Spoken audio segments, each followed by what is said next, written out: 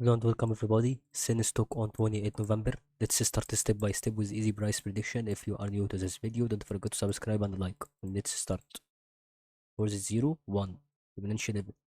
Okay, let's go for the price that happened on 2 USD until it reached 26.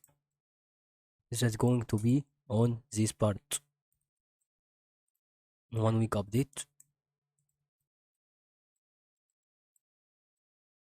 I think this is going to be very good for CENN stock to be explained here.